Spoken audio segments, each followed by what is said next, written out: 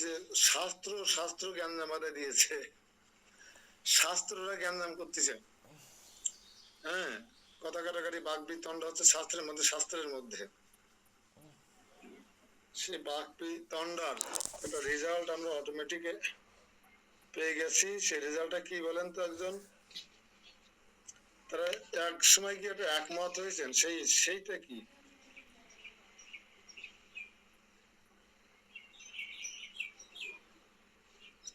সমস্ত শাস্ত্র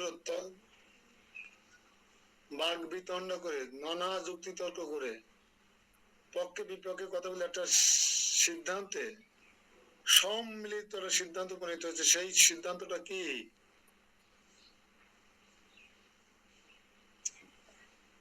হায় রে ভগবান, পরশুদিন আলোচনা করলাম।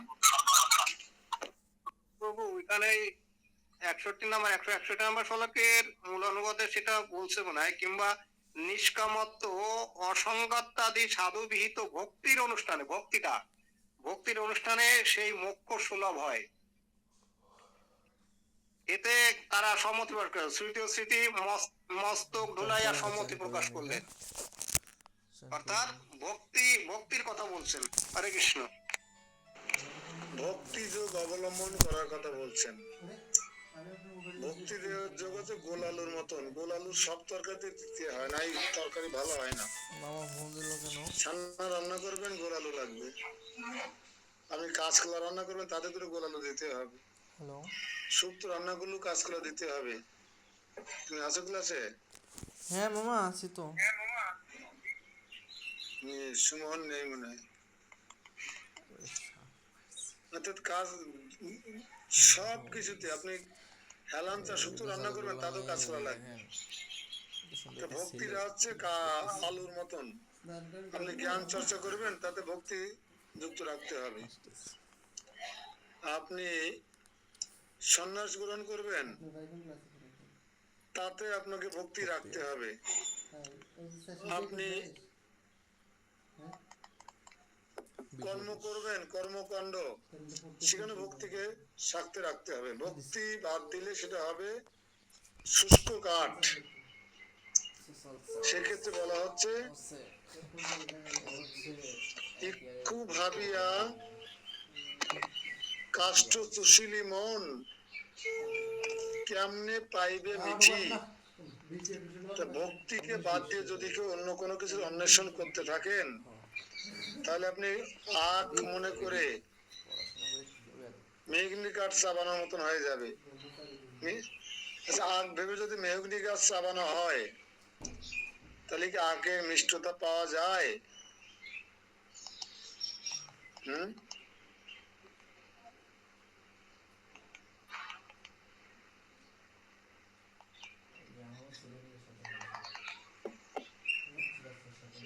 এই জন্য ভক্তিকে এখানে সমস্ত শাস্ত্র তর্ক বিতর্ক করার পরে শেষ প্রান্তে এসে এক জায়গায় সিদ্ধান্ত উপনীত হয়েছে যে ভক্তি হচ্ছে সমস্ত মুক্তির অধিকতর স্থান অবস্থান করছেন। শ্লোক নম্বর 64-65 হয়ে গেছিলেন, এখান থেকে শুরু হবে।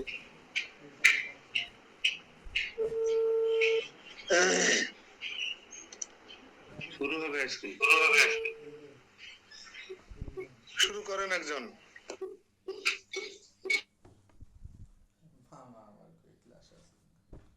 হরে কৃষ্ণ প্রভু, প্রণাম।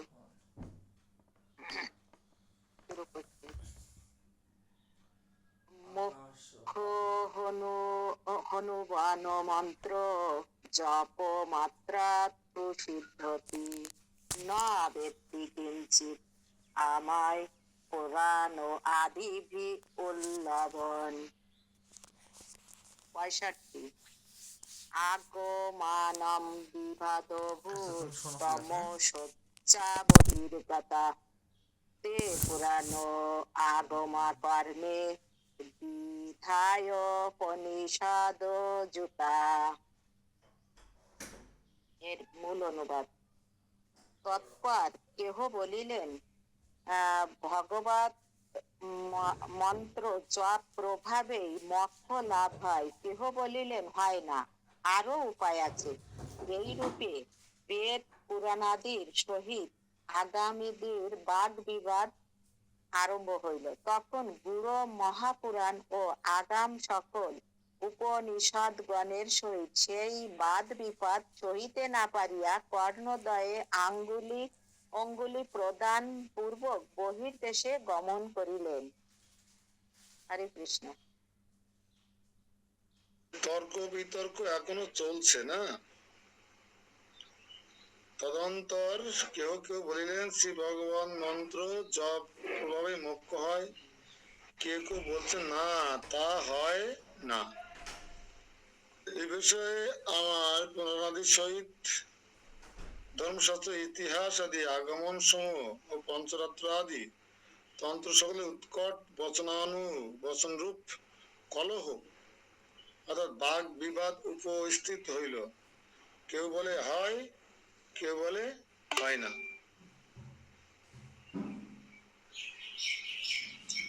ভগবান মন্ত্র জপ মাত্র অর্থাৎ কেবল জপের দ্বারা মোক্ষ সিদ্ধ হয় কিনা এই বিষয়ে যারা পূর্বে মৃদু হাস্যপূর্বক মৌন অবলম্বন করিয়াছিলেন সেই সকল শাস্ত্রের সহিত গূঢ় মহামহাপুরাণ আগম সকল গূঢ় উপনিষদ সকল সে বিপদ এবং বিবাদের হেতু সন্দেহ পর্যন্ত সহ্য করিতে না পারিয়া সভা পরিত্যাগ পূর্বক বহির্দেশে গমন করিলেন। কি করিয়া বহির্দেশে গমন করিলেন? কর্ণ পিধান করিয়া, কান ঢেকে বাইরে চলে গেলেন, অর্থাৎ কর্ণ বিবর্তয়ের অঙ্গুলি প্রদান করিয়া বহির্দেশে গমন করিলেন। কেননা তৎ বিষয়ে সংশয় আদি শ্রবণের অযোগ্য। এই সকল শাস্ত্রের ভগবত ভক্তির মাহাত্ম বিষয়ে সন্দেহের লেশ নাই। এই তাৎপর্য। প্রথমত মৌন অবলম্বন সময়ে পূর্বোক্ত উপনিষদগণেই মুখ্যত এবং এই ভাগবত আদি শাস্ত্রের গৌণত বলা হইয়াছিল। এই জন্য তো কানে আঙুল দিতেই হবে। উপনিষদ প্রধান ভাগবত গৌণ হয় নাকি কখনো? তাহলে এখানে কি হলো? কোন ভক্তি মুক্তি সিদ্ধিকামী আর পঞ্চম পুরুষার্থ, এর মধ্যে কোনটা শ্রেষ্ঠ পন্থা, কোনটা আমাদের সবচেয়ে কাঙ্ক্ষিত, কোনটা অবলম্বন করলে আমরা বুদ্ধিমত্তার সহিত আমাদের মার্গে পৌঁছাবো, এই বিষয়ে সমস্ত শাস্ত্র মিটিং করছিলেন। যখন সবাই মিটিং করা হয় অনেকে ন্যায্য অন্যায্য কত কথা বলে কিনা, কারো মন্দ বলে, কারো নিন্দা করে। সাধু লোক কি করবে? সেখানে কানে আঙুল দিয়ে সেই সভা পরিত্যাগ করবে। আমরা দেখতে পাচ্ছি কিছু কিছু শাস্ত্র এই বাদ বিবাদের নিষ্পত্তি না হওয়ার কারণে আর বিভিন্ন অন্যায্য কথা বলার কারণে অনেকেই কানে আঙুল দিয়ে সভা ত্যাগ করছেন। তার মধ্যে মহাভারত ভাগবতম আছে।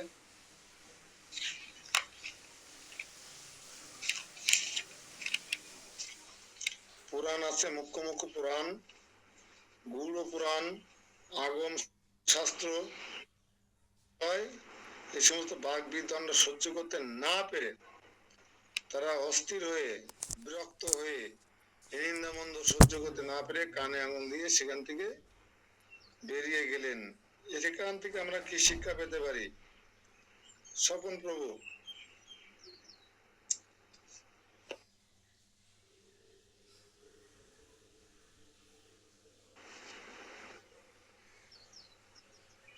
আমার কথা কি আপনারা শুনতে পাচ্ছেন ভালো করে?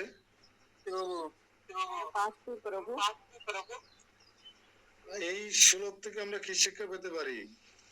বিভিন্ন বড় বড় শাস্ত্র কানে আঙুল দিয়ে এই আনম্যাচুরড সভা থেকে বেরিয়ে যাচ্ছে শ্রী বিষ্ণু বলে। আমরা এখান থেকে কি শিক্ষা পেতে পারি? হরে কৃষ্ণ প্রভু। এখানে যেখানে গুরু নিন্দা হয় অথবা শাস্ত্রাদির নিন্দা হয় সেই স্থানে থাকা উচিত না, সেই স্থান পরিত্যাগ করা উচিত, এই শিক্ষাটা পাই। হরে কৃষ্ণ। শুধু গুরু আর শাস্ত্র না, বৈষ্ণব নিন্দা হয় যেখানে, এক কথা বৈষ্ণব নিন্দা, গুরু নিন্দা, ভগবানের নিন্দা যেখানে হয় সেখানে কখনো ভক্ত অবস্থান করতে পারে না, হয় সেখানে প্রতিবাদ করবে, প্রতিরোধ করবে, না আত্মহত্যা করবে, না সে স্থান পরিত্যাগ করবে। 166 নম্বর শ্লোক। এখানে একটা প্রশ্ন আমরা নিতেই পারি।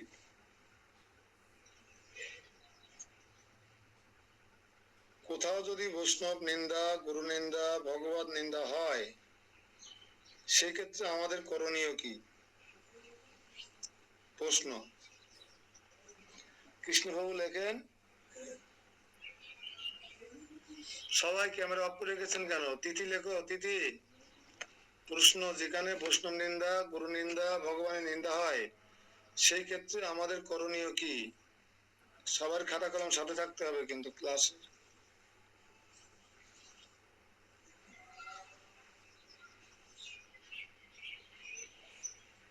উত্তর, 3 উপায়ে এর প্রতিকার করা যায়।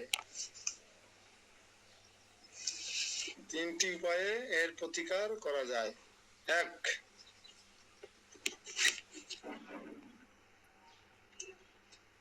নিন্দুকের প্রতিবাদ করা।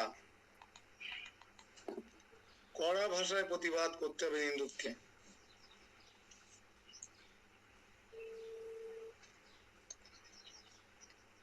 কঠোর ভাষায় নিন্দুকের নিন্দার প্রতিবাদ করে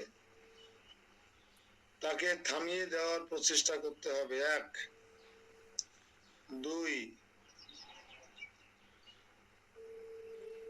কর্ণে আঙ্গুল দিয়ে স্থান ত্যাগ করতে হবে। ওটা যদি সম্ভব না হয়,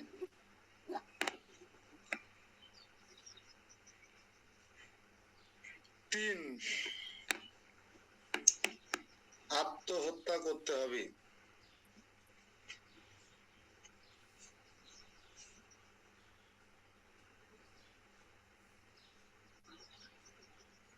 ঠিক আছে, আমরা 166 নম্বর শ্লোকে একটু যাই। বলেন দাদাবাবু। হরে কৃষ্ণ প্রভু। এই আত্মহত্যা কেমন? হ্যাঁ, এই আত্মহত্যা কেমন? প্রাণে না মেরে হত্যা।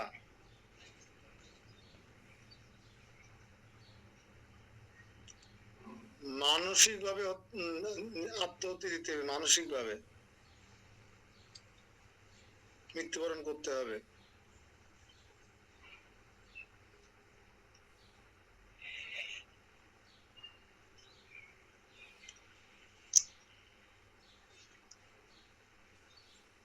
বলেন বলেন, পরের শ্লোক। তত মহাপুরাণাং মহা উপনিষদাং তথা মাধ্যস্থাদাগমানন্তু জয় জাত মম প্রিয়।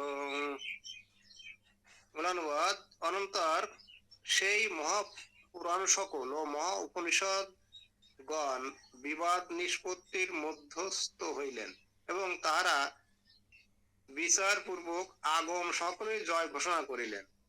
আগমের জয় স্থির হইলে আমিও আহ্লাদিত হইলাম। হরে কৃষ্ণ বলবো, আগম বলতে কি বুঝাচ্ছে ঠিক বুঝলাম না। আগমটা কি? মানে সেখানে আগত সবাই নাকি? আপনি একটু তাৎপর্যটা পড়েন, যদি কিছু খুঁজে পাই। আমিও নতুন পড়তেছি, মনে হচ্ছে গ্রন্থ, এরকম একটা ভাব। তাৎপর্যটা পড়েন, দেখা যাক। বস্তুত সেই সকল শাস্ত্রের বহির্গমনের হেতু মধ্যস্থতা কোন পাক্ষিকত্ব অবলম্বন না করিয়া উভয়বিধ বাক্যের যথাযথ অর্থ নির্ধারণ পূর্বক সুসামঞ্জস্য করা, অথবা সেই মহা পুরাণ সকল এবং মহা উপনিষদ সকল বিবাদ নিষ্পত্তির মধ্যস্থ হইলেন। পরিশেষে মধ্যস্থগণ আগম সকলের জয় ঘোষণা করিলেন। অর্থাৎ ভগবত মন্ত্র জপ মাত্রেই মোক্ষ সুষ্ঠুভাবে সিদ্ধ হয়, সেই মতাবলম্বীগণ জয়লাভ করিলেন। আগম সকলের জয়লাভে আমিও পরমানন্দিত হইলাম, কারণ শ্রী ভগবান মন্ত্র জপের পক্ষপাতী। যথা শ্রী বিষ্ণু পুরাণে চন্দ্র সূর্যাদি গ্রহগণ পুনঃ পুনঃ গমন করেন ও ফিরে আসেন, কিন্তু দ্বাদশাক্ষর মন্ত্রচিন্তক অদ্যাপিও ফিরিয়া আসিলেন না। পদ্মনাভী ও শাস্ত্রে বলিয়াছেন, মন্ত্র জপের দ্বারা দেবতা নিত্য স্থিয়মান হইলে প্রসন্ন হইয়া থাকেন, তজ্জন্যই জপকারীকে বিপুল ভোগ এমনকি শাশ্বতী মুক্তিও প্রদান করেন। কি জন্য কি জন্য পরে হারাই গেল, কই কি জন্য 166 প্রভু ওই যে এত শ্রী ভগবান মনে করেন যে এই ব্যক্তি আমার মন্ত্র মাত্র জপপরায়ণ, অতএব আমার প্রিয়। তো নিগম না কি যেন আগম, আগমটা আগম আগম ক্লিয়ার হলো না।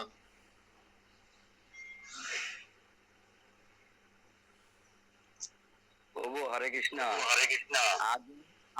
নিগম যারা চলে গেছিল, হ্যাঁ, তারা নিগম চলে গেছে, আর আগম তারা চলে যাওয়ার পরেও আবার ফেরত আসছিল, হ্যাঁ, তারা আগম। আমার মানে ধারণাটা এরকম হয়। এবং যারা আবার ফিরে আসে এবং যারা ছিল মধ্যস্থ করে যেটা একটা করলো, তাদের জয় জয়কার হয়েছিল, এরকম আমার একটা ধারণা। হরে কৃষ্ণ। তারপরেও যেন একটু কেমন কেমন মনে হচ্ছে, আরো কিছু আছে মনে হচ্ছে এমন আমার। তাই যে কি একটা অভিধান আছে না, বাংলা অভিধান, একটা শ্লোকে একটা শব্দে নানা রকম মানে হয়, অন্য মানে অন্য, অন্য মানে ভাত, অন্য মানে অন্য, তো এরকম আছে না? এরকম একটা গ্রন্থ মনে হয় আছে। আছে প্রভু, কিংবা এখন গুগলে সার্চ দিয়েও জানা যায়, যারা বোঝে, আমাদের অনেকেই বোঝে গুগলে সার্চ দিয়ে।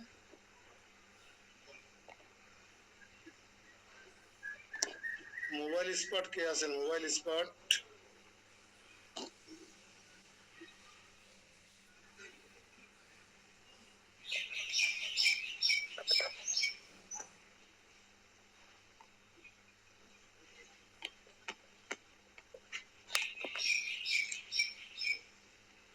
আমরা শ্লোকে আগাতে থাকি, আমরা যেটা মাথায় রাখলাম, যদি কেউ কোন অভিধান খুঁজে পান আমাদেরকে নোট দিবেন আগম সম্পর্কে। শ্লোক নম্বর 167-68 কে পড়বেন? দ্রুত সিদ্ধান্ত নেন, যাদের কাছে গ্রন্থ আছে।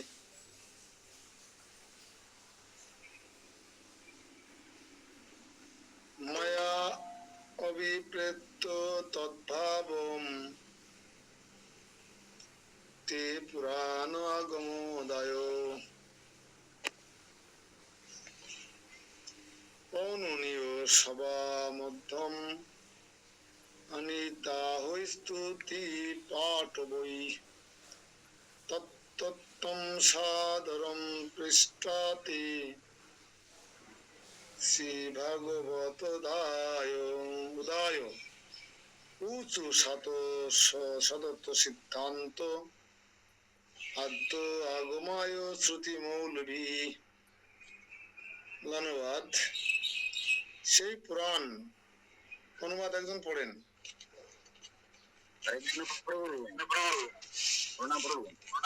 আগম শব্দের অর্থ হচ্ছে আমাদের ধর্মগ্রন্থ, পূজাবিধি ও প্রাচীন ও তামিল ধর্মগ্রন্থকে আছে আগম বলা হয়েছে।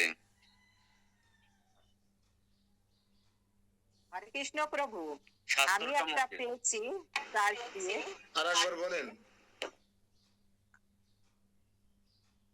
এখানে বলা হয়েছে প্রভু যে হিন্দু ধর্মের সৃষ্টিতত্ত্ব, ধ্যান, সাধন পদ্ধতি ও পূজাবিধি সম্পর্কিত প্রাচীন সংস্কৃত তামিল গ্রন্থগুলোকে আগম বলা হয়।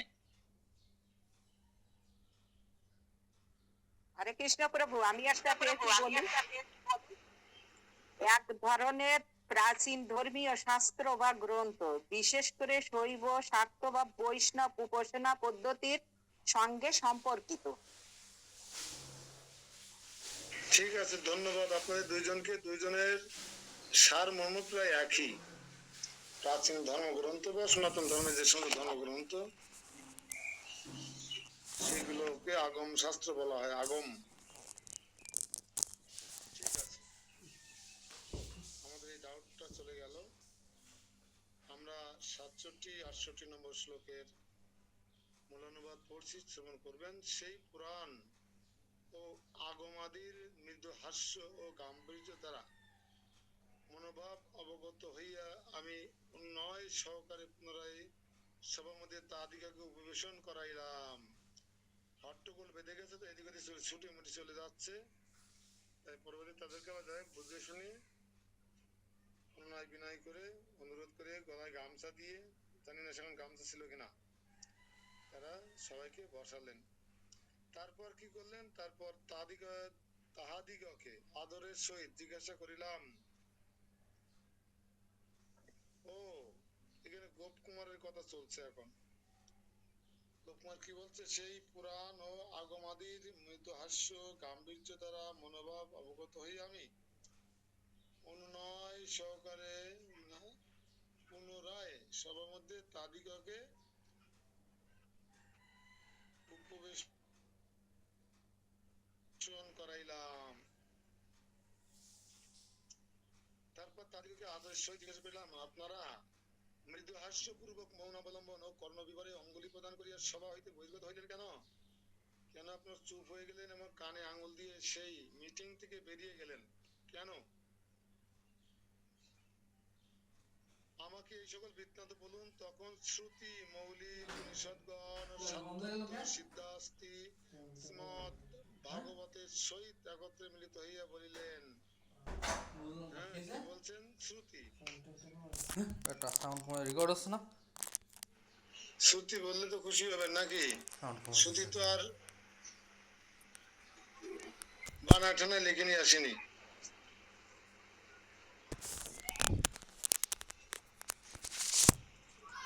শ্রুতির কথা মতন শ্রুতির কথা বললেন, তখন মোটামুটি একটা পরিবেশ পরিস্থিতি সামাল দিয়ে সম্ভব হলো।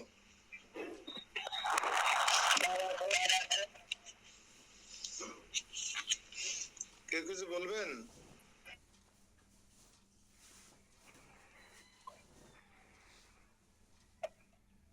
হরে কৃষ্ণ প্রভু, বলছি এবার একটু হলেও ক্লিয়ার হওয়া গেল যে ওখানে কিন্তু সব ধর্মের লোক ছিল। ধর্মের মানে শাস্ত্রের, যেমন শৈব ছিল, বৈষ্ণব ছিল, অন্যান্য শাস্ত্রে ছিল, সবাই পরিত্যাগ করে গিয়েছিল, আবার ফিরে আসলো।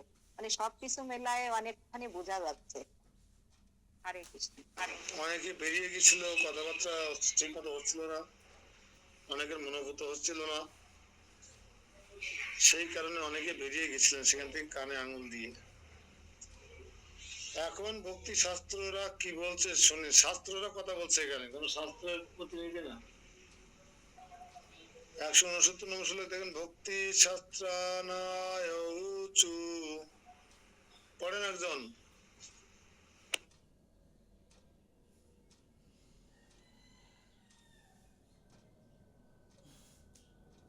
হরে কৃষ্ণ।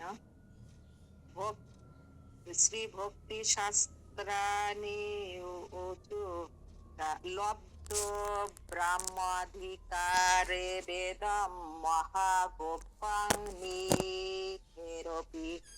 ভবৎ শতগুণ সন্দেহ রাক্ষাম মুখরিকৃতা। মূল অনুবাদ থেকে, হে লব্ধ ব্রহ্ম অধিকার, এই তত্ত্ববিধি হইতে পরম গোপ্য ইহা ইহা ব্রহ্মার সমক্ষে প্রকাশযোগ্য নহে। তোমার ভগবত ভজনশীলাদি সদ্গুণে বশীভূত হইয়া আমরাই স্বয়ং প্রকাশ্যে মুখরীকৃত হইয়াছি, মানে প্রবৃত্ত হইয়াছি। হরে কৃষ্ণ।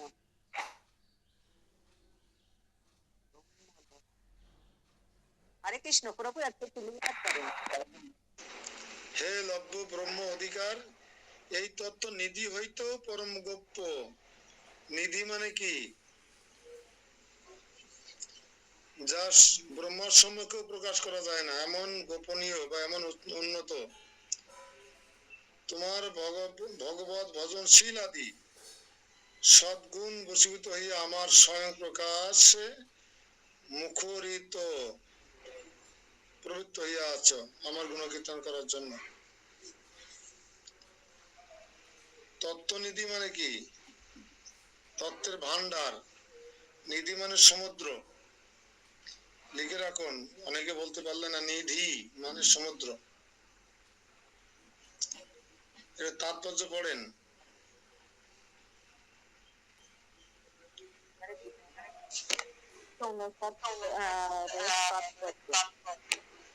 যে লব্ধ ব্রহ্মাধিকার, এই সম্বন্ধ ধ্বনি ব্রহ্ম অর্থ এই যে যখন তুমি ব্রহ্মার অধিকার লাভ করিয়াছ তখন তোমার এই গূঢ় তত্ত্ব রহস্য শ্রবণে অধিকার আছে। বক্ষমান এই আখ্যান মহানিধি হইতেও মহাযোগ্য, গোপ্য, মহাগোপ্য। যদি বিধি পাঠ থাকে তবে অর্থ হইবে যে ব্রহ্মার নিকটেও গোপনীয়। অতএব তুমি ব্রহ্মপদ লাভ করিয়াছ বলিয়া যে তোমাকে বলিতেছি তাহা নহে, তাহা হইলে ব্রহ্মার অধিকার মাত্র প্রাপ্ত হেতু তোমার নিকট কি রূপে তাহা প্রকাশ করিতেছি। যদিও প্রকাশ করা সঙ্গত নয়, তথাপি ভগবত গুণ সমূহের দ্বারা মুখরীকৃত হইয়াছি। তাহার হেতু এই যে তোমার ভগবত ভজনশীলতাদিরূপ সদ্গুণ সমূহে বশীভূত হইয়া স্বয়ং প্রকাশ করিতে প্রবৃত্ত হইয়াছি। এখানে স্বয়ং ভক্তি শাস্ত্র মানে নিজেই বলতেছেন কথাগুলো, না প্রভু? আরে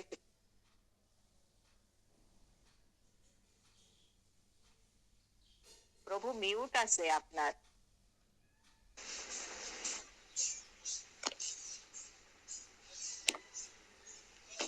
যে শাস্ত্র কথা এত গোপনীয়, আরে শালারে,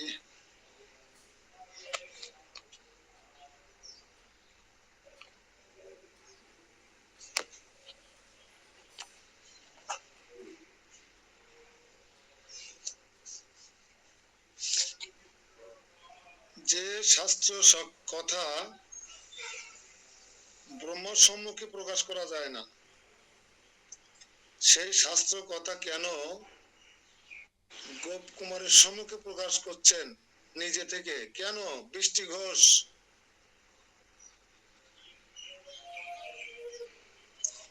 যে কথা অমৃত ব্রহ্মারও দুর্লভ, সেটা অতি সাধারণ একদম গ্রিক অবদানের পাদদেশে জন্মগ্রহণকারী একজন রাখাল বালকের পক্ষে কি করে সম্ভব হচ্ছে? বৃষ্টি ঘোষ, বৃষ্টি ঘোষ, তিথি ঘোষ, ওই তৃতীয় বিশ্বাস না ঘোষ শুনেছি আমি, তারপরে বিশ্বাস কেন লেখে আমি জানি না। তিথি মাতাজি শান্তলার, বলো বৃষ্টি বলো। ড্রপ করার মাধ্যমে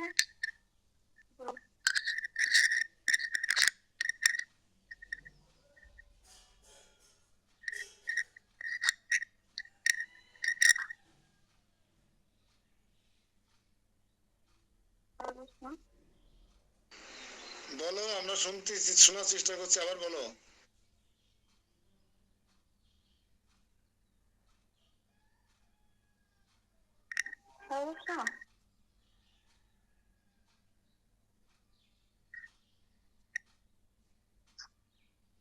হরে কৃষ্ণ, আমি আনমিউট করলে তুমি বলতে পারবে না, আমি মিউট করে দিচ্ছি, তুমি বলো, আবার বলো।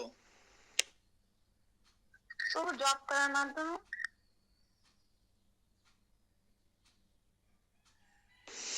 যে শাস্ত্র কথোপকথন ব্রহ্মারও সামনে বলা যায় না, প্রকাশ করা যায় না, সেটা গোপনের সামনে প্রকাশ করছে কেন?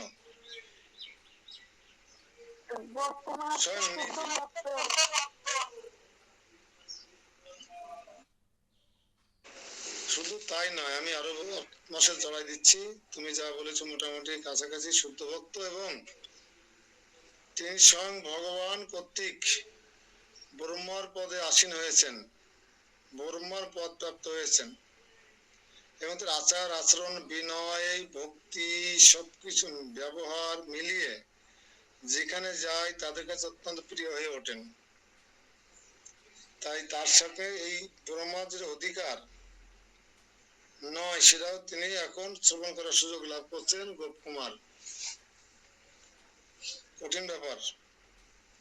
হরে কৃষ্ণ প্রভু, মানে এখানে বলতে চাচ্ছে যে তুমি ভক্তি শাস্ত্রকেও বশীভূত করেছো, তা ওনার ভক্তি দিয়ে। যার জন্য ভক্তি শাস্ত্র বশীভূত হয়ে গেছে ওনার সব গুণের দ্বারা। এই জন্য তো পাঠিয়ে দিচ্ছি ওনাদের কাছে আমরা।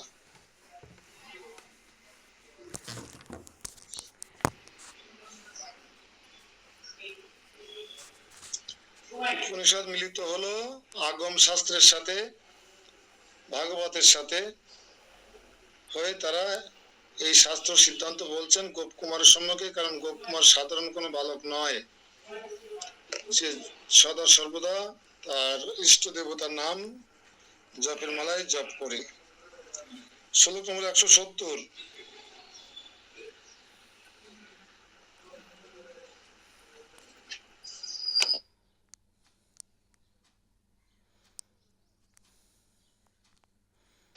অনেকের কাছে বই আছে, কেউ সাহস পাচ্ছেন না বলতে। অপর্ণা মন্ডলের কাছে বই আছে, পুলিনের কাছে বই আছে, বিশ্বজিৎপুর কাছে বই আছে,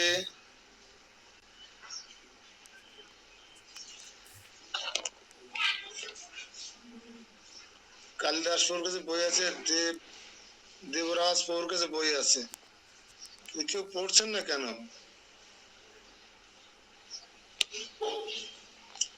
দেবব্রত আইডিতে কে আছেন? দেবব্রত আইডিতে কে আছেন?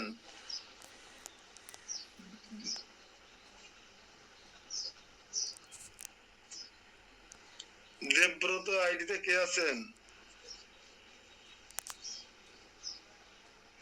আপনি কি আমার আওয়াজ শুনতে পাচ্ছেন? যারা যারা ক্যামেরা অফ করে রাখে তাদের নিয়ে আমার খুব ভয় হয়। তারা আসলে আদৌ কি মোবাইলের সামনে আছে না ঘুমাচ্ছে নাকি অন্য কাজ করছে কিছু বুঝতে পারি না আমি।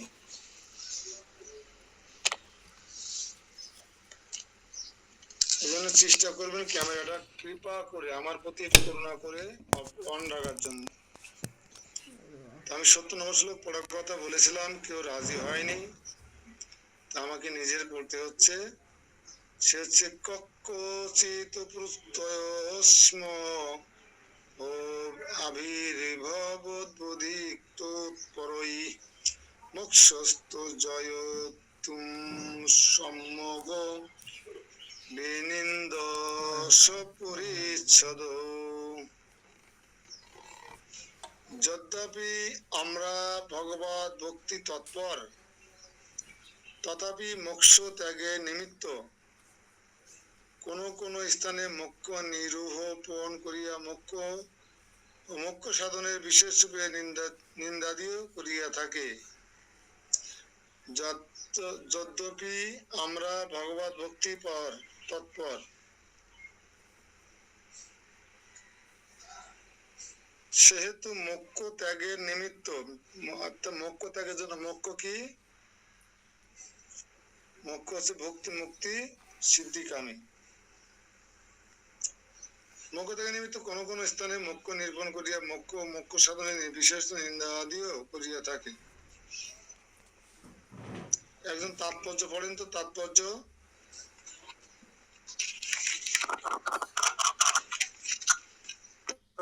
মোক্ষ নিরূপণ করা আমাদের অযোগ্য, তথাপি কোন কোন কারণবশত মোক্ষের কথা বলিতে হয়। আমরা ভগবত ভক্তি তৎপর এবং ভক্তি নিষ্ঠা প্রাপ্ত হইয়াও কদাচিৎ কোন কোন স্থানে মোক্ষ নিরূপণ করিয়া থাকি। কি জন্য? সেই মোক্ষ সাধন জ্ঞানাদির বিশেষ রূপে নিন্দা করিয়া থাকি এবং তাহা ত্যাগের নিমিত্ত তাহার উপাদেয়ত্ব নিরসন করিয়া থাকি। অর্থাৎ আমাদের অভিপ্রায় এই যে কেহ যেন মোক্ষের প্রতি আদর না করেন, প্রত্যুত অবজ্ঞাপূর্বক ত্যাগ করেন।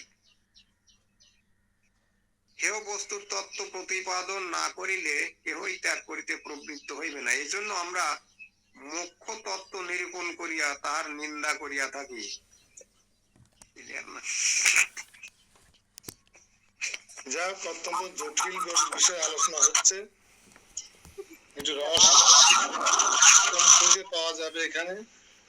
তবে এখানে মোক্ষ পঞ্চপুরুষার্থ এই বিষয়টাকেই নিয়ে আমরা এখন আছি, বুঝতে হবে। আমরা ভক্তি মুক্তি সিদ্ধি কোনোটাই কামনা করি না, সবগুলো আমাদের করতালগত হবে যাতে আমি সেরকম মনের ভক্ত হতে পারি। ঠিক আছে? তো আপনাদেরকে অবগতির জন্য জানিয়ে রাখি, দেবরাজ প্রভুকে আমি সাড়া দেওয়ার জন্য বলছিলাম, হয়তো উনি মোবাইলের পাশে নেই। প্রভু আসি, ও আছেন? তবে আমাদের গত মঙ্গলবারের ইষ্টগোষ্ঠীটাকে মন্দির কর্তৃপক্ষ খুব পজিটিভলি নিয়েছেন এবং তিনি আমাদের প্রতি আশা রেখেছেন যে আমরা সমগ্র যশোর জেলার ভক্তদেরকে একত্রিত করতে পারবো এই ইষ্ট গোষ্ঠীর মাধ্যমে। ওনারা আমাদেরকে সার্বিক সহযোগিতা করবেন বিভিন্ন তথ্য দিয়ে বা বিভিন্ন বিষয় দিয়ে। আমরা আগামী জুন মাসের ইষ্ট গোষ্ঠীরা মাসের শেষ শুক্রবারে রাখার আমি প্রস্তাব করছি। আমার প্রস্তাবে আপনারা সম্মত আছেন কিনা দেবরাজ প্রভু, নাকি অন্য কোনো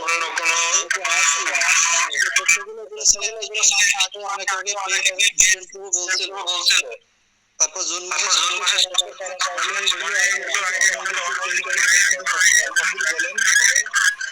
একজন করে বলেন।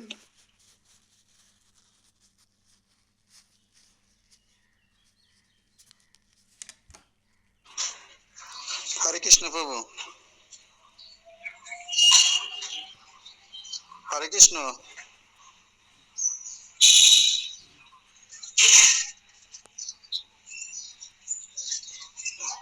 আপনার কথা শোনার জন্য আমরা মিউট করে দিয়েছি প্রভু, বলেন। হ্যাঁ, হরে কৃষ্ণ প্রভু, সমস্যা নেই, আপনি যা বলছেন এগুলো আমরা শুনছি, পজিটিভ হয়েছে এবং খুব সুন্দর হয়েছে। প্রেসিডেন্ট প্রভুর সাথে আমার কথা হয়েছিল, আমি যেতে পারিনি বিভিন্ন কারণে, আসলে দুঃখিত। আর এটা করা যায় প্রতিনিয়ত চালু রাখার জন্য উনি আন্তরিকভাবে সহযোগিতা করবেন, আমরা শুনছি আসলে এটা করা যায়। এটা আমরা সবাই মিলে সহযোগিতা করে এটা আরো পরিসর বৃদ্ধি করা যায়, সেটা করেন, আমরা সহযোগিতা করব। হরে কৃষ্ণ। কাছে আমার বিশেষ অনুরোধ, আপনার যে যে উপজেলায় বাস করেন আপনার কাইন্ডলি আমাকে একটা তথ্য দিবেন যে আপনার উপজেলায় কারা কারা ইসকনের দীক্ষিত, আশ্রিত বা অনুগামী ভক্ত আছে। আমরা তাদের তথ্য সংগ্রহ করতে চাই, করে আমরা একটা নির্দিষ্ট দিনে প্রতি মাসে, তো আপনাদের কাছে আরো একটা শুভ সংবাদ জানাতে পারি। এতদিন আমাদের কোনো ডিপার্টমেন্ট ছিল না, আমি এটা লিখিতভাবে দরখাস্ত করেছি কর্তৃপক্ষের কাছে, টিএমসির কাছে একটা প্রচার ডিপার্টমেন্ট পাওয়ার জন্য। ওনারা এক সপ্তাহের মধ্যে আমাকে সমস্ত ভক্তি বেদান্ত গীতা একাডেমি ডিপার্টমেন্টের সেবা করার সুযোগ দিতে পারেন। আমি আপনাদের এইটুকু আশ্বস্ত করি, একটা ডিপার্টমেন্টের মাধ্যমে আমরা সেবা করব, সেটা ওনারা সদায় সম্মতি জ্ঞাপন করেছেন। আমাকে একটা ডিপার্টমেন্ট ওনারা দেওয়ার জন্য চিন্তা ভাবনা করছেন। সেটা আমি যে ডিপার্টমেন্টে কোনো দাবিদার নেই বা কোনো রকম সেই ডিপার্টমেন্ট এখানে চালু নেই না, ওটা মানে মানে চালু নেই যেটা, সেটা চালু করতে চাইছি। ওনারা আমাকে হয়তো এই দু একদিনের মধ্যে সিদ্ধান্ত দিয়ে দেবেন। তাহলে আমরা প্ল্যাটফর্ম পেয়ে যাচ্ছি, একসঙ্গে আমরা গীতা একাডেমির ডিপার্টমেন্টটা পেয়ে যাচ্ছি, আমরা ইষ্ট গোষ্ঠী করার সেবা দায়িত্বটাও আমরা পেয়ে যাচ্ছি। এবং আপনারা শুনে খুশি হবেন যে আমি ইতিমধ্যে বিভাগীয় দীক্ষা কমিটির একজন সদস্য নির্বাচিত হয়েছি। খুলনা বিভাগে 10টা জেলায় যে দীক্ষা হবে, সে দীক্ষার পরীক্ষা নিরীক্ষা ভাইবার এই সমস্ত কার্যক্রমের সেবা করার সুযোগ পেয়েছি গুরু মহারাজের অবকার করুণায়। আর হচ্ছে ওই যে সিজি নামক একটা ডিপার্টমেন্টে সেবা করার সুযোগ হয়েছে, যেটা সরাসরি মায়াপুরের গুরু মহারাজের দীক্ষা অফিস থেকে নিয়ন্ত্রণ করে। অর্থাৎ এইগুলো কিন্তু এমনি এমনি হচ্ছে না, আপনাদের সাথে সম্পৃক্ত থাকার কারণে এই গলাতে স্বর বেরোচ্ছে না, গায়ের জোরে কথা বলছি, এটা গুরু মহারাজের সেবার জন্য করছি আমি। এই সমস্ত কার্যকলাপের সঙ্গে যুক্ত আছি বিধায় আমি কিন্তু কোনো কিছুর জন্য দৌড়ে বেড়াইনি, এমনি থেকে সেবাগুলো আমার কাছে গুরু মহারাজ পাঠাচ্ছেন। আমি যদি এই সেবাগুলো যথাযথভাবে করতে পারি তাহলে হয়তো আরো বড় বড় সেবা করার সুযোগ গুরু মহারাজ আমাদেরকে প্রদান করবেন। এই কথাগুলো আপনাদেরকে বলার অর্থ সেই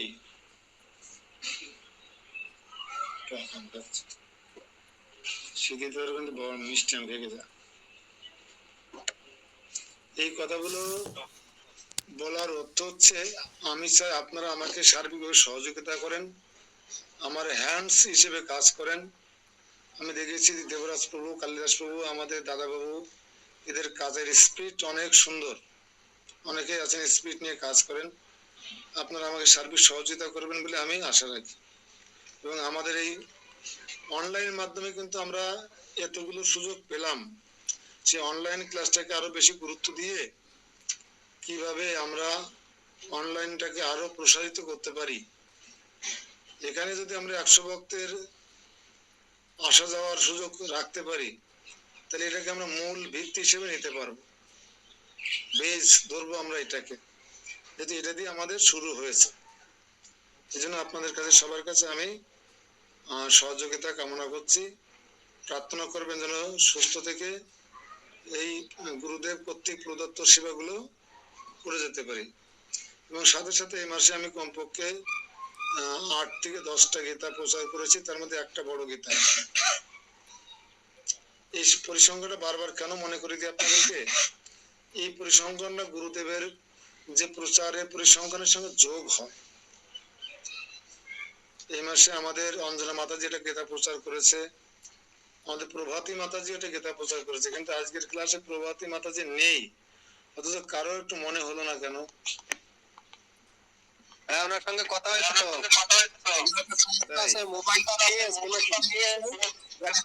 মোবাইল নেই বলে আমাকে জানাইছে যে আমি আজকে ঢুকতে পারছি না। আর আপনি আজকে আমি মন্দিরে আসবো, একটা গীতা রাখবেন, আপনার কাছে তো গীতা আছে, আমি গেলেই তো পেয়ে যাবো, অসুবিধা নেই। হরে কৃষ্ণ। আপনারা অন্তত এখন একটা ডিপার্টমেন্ট পেয়ে যাচ্ছেন, আপনারা একটা ডিপার্টমেন্টের হয়ে সেবা করার সুযোগ পাবেন। আপনারা একটা করেও গীতা যদি প্রচার করেন, এটা সম্ভব, তাহলে আমরা অন্তত মাসের শেষে আমাদের ইষ্টগোষ্ঠীতে, মন্দিরের ইষ্টগোষ্ঠীতে আমি ডিক্লেয়ার করতে পারবো যে ভক্তি বেদান্ত গীতা একাডেমি থেকে এই মাসে 40টা বা 30টা গীতা প্রচার করতে সক্ষম হয়েছি। গুরুদেব খুশি হবেন, বৈষ্ণবেরা খুশি হবেন, আমাদেরকে আরো সহযোগিতা করবেন, প্রসার উৎসাহিত করবেন, এবং গৌরাঙ্গ খুশি হবেন। একটা করে গীতা শুরু করুন, একটা করে নামট্য শুরু করুন। হরে কৃষ্ণ প্রভু, আমি একটা পাইছেন একটা দিতে, হ্যাঁ?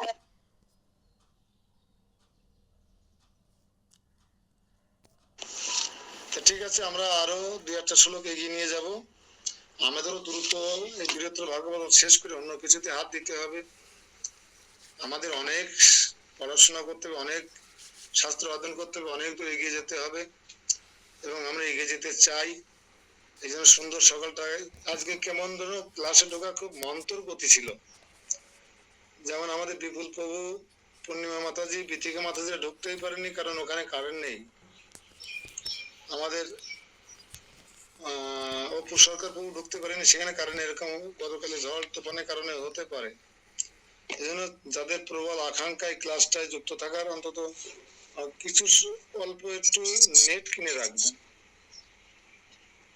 যাতে আমরা কোনো কারণে বঞ্চিত না হয়ে যাই। আমার তো 10 মিনিট লেগেছে ঢুকতে, নেটে এত সমস্যা। আমরা 71 নম্বর শ্লোকটা কি দিয়ে শুরু করি। আবার মধ্যখানে কথাগুলো বলে নিলাম, কেন অনেকে বেরিয়ে গেছেন এবং বেরিয়ে যাবেন। হরে কৃষ্ণ প্রভু। হরে কৃষ্ণ। কে? ও, আপনি আছেন? আপনাদের গ্রামে কারেন্ট আছে? ছিল না, না, অনেকে আপনাদের গ্রামে ঢুকতে পারেনি কারেন্টের কারণে, আমি দেখেছি। না, আমি আগে প্রথমে পরে 5 মিনিট পরে ভাই। হরে কৃষ্ণ প্রভু করুন। শ্লোক নম্বর 171 পড়বেন কেউ? দাদাবাবু পড়েন। হরে কৃষ্ণ। নির্ভক্তং ভক্তিমাত্তং কত্ততে হর্ষাপি তৎকচিৎ নতু সাধ্য ফলত্তেন সুখ গন্ধপি নাস্তি যৎ। মূলানুবাদ: ভক্তি মাহাত্ম্য নিরূপণ প্রসঙ্গে কোন কোন স্থলে মোক্ষ সুখ বর্ণন করিয়াছি, যেমন মুক্তি সুখ হইতে কোটি গুণ অধিক ভক্তি সুখ, কিন্তু মোক্ষ ভক্তির ন্যায় সাধ্য ফল নহে, কারণ তাহাতে সুখের গন্ধ নাই। তাৎপর্য একটু দেখে আসি নাকি? তাৎপর্যতে আছে, তাহলে কোন কোন স্থানে কেন মোক্ষের প্রশংসা করিয়া থাকেন বলিতেছি, শ্রবণ করো। ভক্তির মাহাত্ম্য নিরূপণ প্রসঙ্গে মোক্ষের মাহাত্ম্য কচিত কথিত হইয়া থাকে, যেমন ভক্তি ঈদৃশ পরমোৎকৃষ্ট যে মোক্ষ সুখ হইতেও কোটি কোটি গুণে অধিক সুখময়ী। এই রূপে ভক্তি নিরূপণ প্রসঙ্গে মোক্ষ সুখ বর্ণনা করিয়াছি, কারণ মোক্ষ সুখ বর্ণন ভিন্ন, ভক্তি সুখ বর্ণন করিবার অন্য নিদর্শন নাই। অর্থাৎ মোক্ষ সুখ ভিন্ন অন্য কোন দৃষ্টান্তোপযোগী বস্তু না থাকায় অগত্যা মোক্ষ সুখের দৃষ্টান্ত দেওয়া হইয়াছে। অর্থাৎ মোক্ষ সুখ ভিন্ন অন্য কোন দৃষ্টান্ত উপযোগী বস্তু না থাকায় অগত্যা মোক্ষ সুখের দৃষ্টান্ত দেওয়া হয়েছে, কিন্তু তাহাও মুমুক্ষুগণের মতো। বস্তুত তত্ত্ব বিচারে মোক্ষের সুখ স্পর্শ নাই, তবে আমরা যে মোক্ষের সুখময়ত্ব বর্ণনা করিয়াছি তা মোক্ষবাদেরই অনুবাদ বলিয়া জানিবে। যেহেতু মোক্ষ ভক্তির ন্যায় সাধ্য ফল নয়, কারণ মোক্ষে সুখের গন্ধ মাত্র নাই। হরে কৃষ্ণ। এখানে দেখেন, আমরা ভক্তরা কেন এইসব লোকে যেতে চাই না, বুঝতে পারা যায় আমরা কেন তপলোক মহলোক সত্য লোকে যেতে চাই না। এখানে এই সমস্ত চর্চা বেশি হয়। আমরা মর্ত লোকে থেকে ইস্কনের ভক্তরা ভক্তি মুক্তি সিদ্ধিকামীকে আমরা অবলীলায় অবহেলা করছি, সেখানে এই সমস্ত শাস্ত্ররা বসে তাদের গুণকীর্তন করছে, তাদের পক্ষে অ্যাডভার্টাইজ দিচ্ছে, কিন্তু তারপরেও সার সিদ্ধান্ত হচ্ছে মুক্তি সুখ হইতে ভক্তি সুখ কোটি কোটি গুণ বেশি। তাহলে আমরা মুক্তি লাভ করব না ভক্তি লাভ করব, কোনটা? কালিদাস প্রভু, তিথি বিশ্বাস মাতাজি বলবেন, আমরা কি মুক্তি লাভ করতে চাইবো না ভক্তি লাভ করব, কোনটা?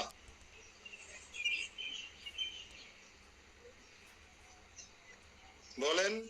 হরে কৃষ্ণ প্রভু, ভক্তি দাও। ভক্তি লাভ করতে চাইবে, কারণ মুক্তি লাভ কিন্তু ওটাও লোপনীয় অপার, কারো কারো কাছে, কিন্তু ভক্তদের কাছে নয়। এজন্য এই যে আলোচনা হচ্ছে সত্য লোকে, তাবল শাস্ত্র গ্রন্থরা বসে মিটিং করছে, আমাদেরকে এই মিটিং ভালো লাগছে?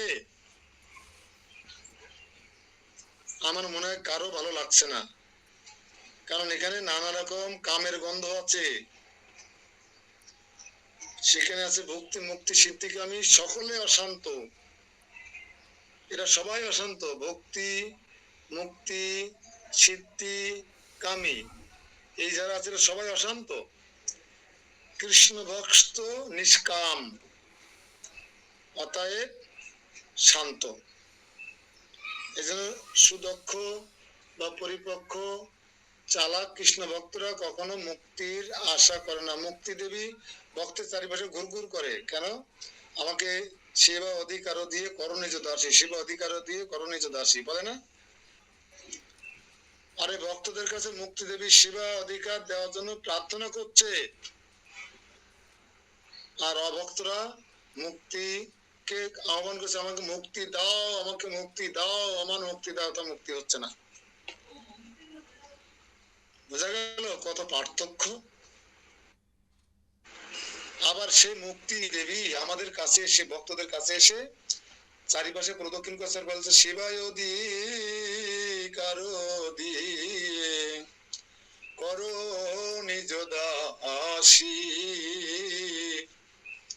হ্যাঁ, সেবা অধিকার চাচ্ছে আমাদের কাছে, আমাকে একটু সেবায় লাগাও, আমি আপনার সেবা করতে চাই। মুক্তি বলছে বৈষ্ণবদের যে আমি আপনার সেবা করতে চাই। কিন্তু আমরা কি করি, স্নান করতে গেলে যদি জলের সাথে, নদীতে স্নান করতে গেলে জলের সাথে যদি আবর্জনা, ময়লা, ঢেউ, ফেনা বেশি আসে, আমরা কি করি, তাদেরকে অবলীলায় এরকম ঢেউ দিয়ে সরাই দিই, তাই না?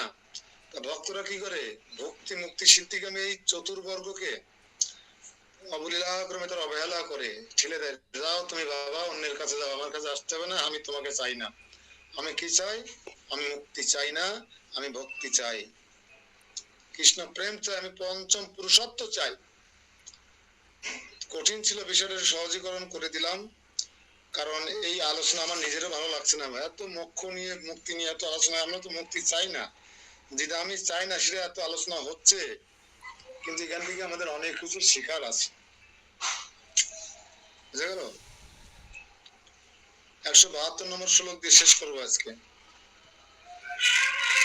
পড়েন একজন।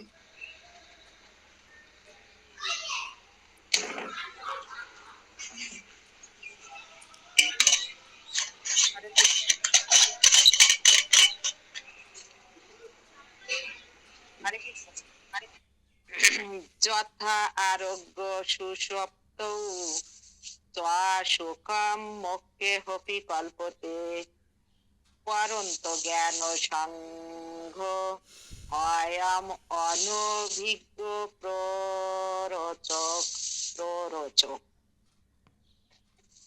মূল অনুবাদ: যেমন রোগ আরোগ্য হইলে, অর্থাৎ রোগ রূপ দুঃখের অভাব যেরূপ সুখ অথবা সুষুপ্তি কালে যেমন সুখ হয়, অর্থাৎ আমি সুখে ঘুমিয়েছিলাম, সেই মতো দুঃখ ভাবী মুক্তির সুখ বলিয়া কল্পিত হয়ে থাকে। পরন্তু মোক্ষ অজ্ঞান সঙ্গ, অর্থাৎ জ্ঞানময় বন্ধনের যেমন সত্যতা নাই, তেমন বন্ধন মোচন রূপ মুক্তিতে সত্যতার অভাব। সুতরাং অনভিজ্ঞ জ্ঞানী উহাতে রুচি প্রকাশ করে।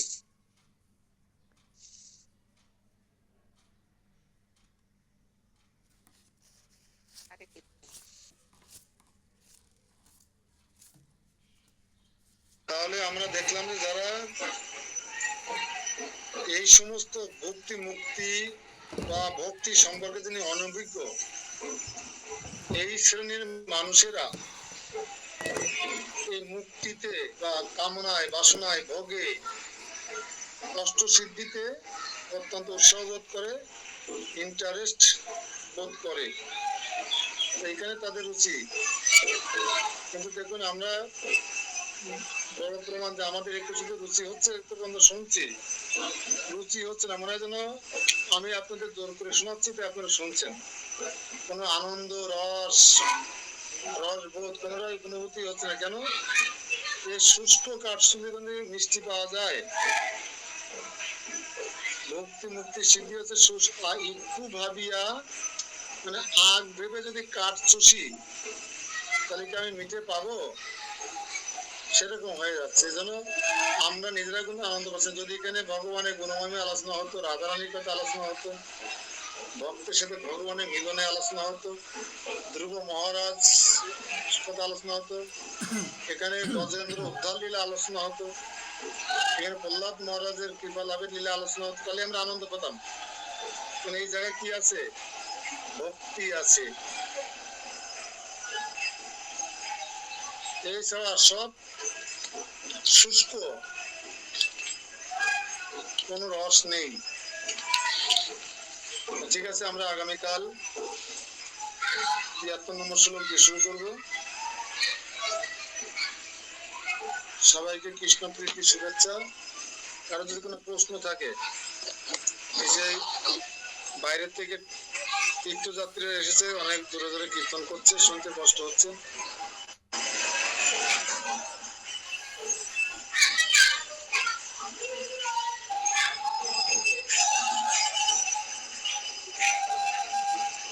কোনো প্রশ্ন বা কমেন্টস কোনো কিছু না থাকলে যারা যে ক্লাসে আসেনি তাদের খোঁজ খবর নেবেন। আর আমাদের ক্লাসটাতে আমরা এখন আছি সুবর্ণ জয়ন্তীতে না রজত জয়ন্তী বলে, সুবর্ণ জয়ন্তী, আমরা এটাকে সেঞ্চুরিতে পরিণত করতে চাই। সেভাবে আপনারা এগিয়ে যান। আমাদের প্রচারের ভালো অনুকূল পরিবেশ এসে যাচ্ছে। সবাই সবার স্থান থেকে সবাইকে একটা করে গীতার ক্লাস নিতে হবে। এখন আর কথা বলা যাবে না। যে যেখানে আছেন গীতার ক্লাস নিতে তো সমস্যা নাই, গীতা দেখে দেখেও পড়লে আমার আপত্তি নাই, কিন্তু যে যেখানে আছেন সবাই একটা করে সুন্দর গীতার ক্লাস চালাবেন সিস্টেম অনুযায়ী। তাহলে আমরা সেটা কাউন্ট করে আমরা কর্তৃপক্ষরাতে তুলে দিতে পারবো যে আমাদের টোটাল যশোর বা মোট মিলে আমাদের এই কটা গীতার ক্লাস আছে। আমরা গীতার সম্মেলন করব, সেই সম্মেলনে সমস্ত ভক্তদের, সাধারণ ভক্তদের ব্যানার সহকারে নিয়ে আসার ব্যবস্থা করব। আমাদের অনেক বড় পরিকল্পনা আছে, আপনাদের সার্বিক সহযোগিতা উৎসাহ চাই। এখন থেকে মনে মনে প্রিপারেশন নিন, সবাইকে একটা গীতার ক্লাস চালাতে হবে। হরে কৃষ্ণ। এই আশাবাদ সামনে রেখে সবাইকে কৃষ্ণ প্রীতি শুভেচ্ছা জানিয়ে এখানে শেষ করছি। বাঞ্ছা কল্পতরুশ্চ কৃপা